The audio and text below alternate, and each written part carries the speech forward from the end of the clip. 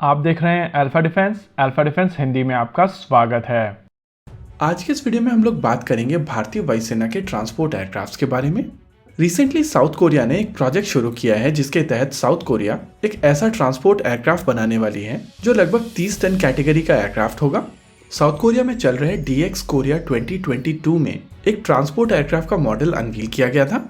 इस transport aircraft के model को MCX कहा जा रहा है, यानी कि military multi role cargo aircraft, जो कि नेक्स्ट जनरेशन कार्गो एयरक्राफ्ट होगा और इसको कोरियन एरोस्पेस इंडस्ट्रीज यानी कि KAI द्वारा बनाया जाएगा। KAI के टारगेट के हिसाब से आने वाले 10 साल के अंदर यह एयरक्राफ्ट बना लिया जाएगा।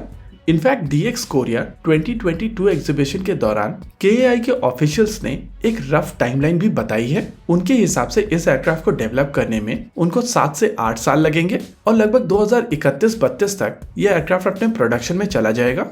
फिलहाल के लिए कोरियन एरोस्पेस इंडस्ट्रीज इस एयरक्राफ्ट को साउथ कोरियन एयरफोर्स के लिए बना रही है, लेकिन आने वाले समय में इसको साउथ कोरियन आर्मी और नेवी को भी ऑफर किया जाएगा। इसके अलावा इसको एक्सपोर्ट करने का भी प्लान है। इस एयरक्राफ्ट को लेकर अगर आप KAI का ऑब्जेक्टिव समझें तो वो एक ऐसा एयरक्राफ्ट बनाने की कोशिश कर रहे हैं जो लॉकहीड मार्टिन C-130 और एयरबस A400M के बीच का एयरक्राफ्ट होगा और इस एयरक्राफ्ट की मदद से एक्सपोर्ट मार्केट में C-130H प्लेटफॉर्म्स को रिप्लेस किया जाएगा, यानी कि पुराने जो C-130 एयरक्राफ्ट्स हैं उनको यहाँ पर रिप्लेस करने की कोशिश की जाएगी।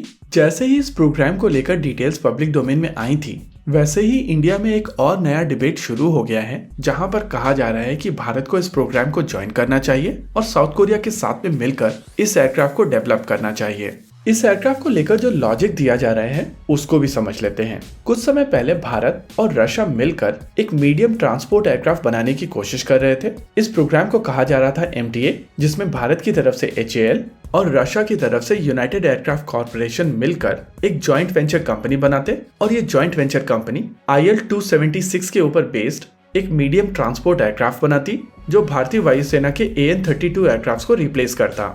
ये एयरक्राफ्ट 20 टन कैटेगरी का एयरक्राफ्ट होने वाला था और भारतीय वायुसेना लगभग 45 ऐसे एयरक्राफ्ट्स को अक्वायर करने वाली थी। लेकिन यहाँ पर यह समझना बहुत जरूरी है कि जो लोग इस साउथ कोरियन MCX प्रोग्राम को लेकर MTA प्रोग्राम से कंपेयर कर रहे हैं, उनको समझना पड़ेगा कि MTA प्रोग्राम MCX से लगभग 10 टन लोअर कैटेगरी का एयरक्राफ्ट होने वाला था और प्रैक्टिकली ये दोनों एयरक्राफ्ट अलग अलग कैटेगरी के एयरक्राफ्ट हैं। देखिए, अगर आप अभी भारतीय वायुसेना की ट्रांसपोर्ट फ्लीट के ऊपर नजर डालेंगे तो आपको समझ में आएगा कि नीचे की ट्रांसपोर्ट स्पेक्ट्रम हॉकर सेडली HS-748 से एड्रेस की जाती है और आने वाले समय में भारतीय वायुसेना की यह एयरक्राफ्ट C-295 एयरक्राफ्ट से रिप्लेस कर दिए जाएंगे। वायुसेना के पास में HS-748 57 के नंबर में है और जो C-295 का ऑर्डर दिया गया है टाटा एडवांस सिस्टम्स को, वो 56 एयरक्राफ्ट का है, यानी कि यहाँ पर 101 रिप्लेसमेंट किया जा रहा है। वहीं पर अगर बात की जाए इससे ऊपर की स्पेक्ट्रम की, तो इस कैटेगरी में भारतीय वायुसेना के पास में सबसे ज्यादा ट्रांसपोर्ट एयरक्राफ्ट्स हैं। वायुसेना के पास में 103 यूनिट एंटोनॉव AN-32 एयरक्राफ्ट्स हैं, जिसमें से 53 एयरक्राफ्ट्स 32 RE वेरिएंट्स के हैं, यानी कि ये एयरक्राफ्ट कंपैरेटिवली ज्यादा नए हैं और इनको अपग्रेड किया जा चुका है। वैसे तो AN-32 6 टन कैटेगरी का एयरक्राफ्ट है और अगर आप C-295 को देखें तो यह एयरक्राफ्ट AN-32 को आसानी से रिप्लेस कर सकता है।